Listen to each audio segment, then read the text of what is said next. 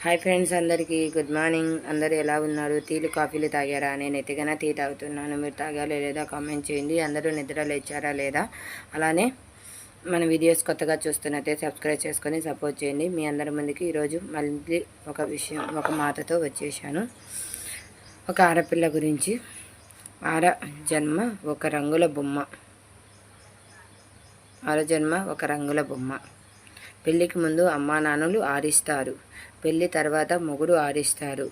అర్థం చేసుకునే భర్త దొరికితే అమ్మాయి జీవితం మరో పునర్జన్మ అవుతుంది. నిజమా కదా చెప్పండి?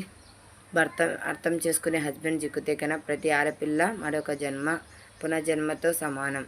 అర్థం చేసుకోలేని భర్త దొరికితే తన జీవితం ఎలా ఉంటుందో అస్సలు ఊహించలేం. నిజమా కదా? మీకు ఎలా అనిపించిందో అనేది చిన్న కామెంట్ చేసి చెప్పండి. అలానే కొత్తగా మన ఛానల్ చూస్తున్నట్టే సబ్స్క్రైబ్ చేసుకొని సపోర్ట్ చేయండి.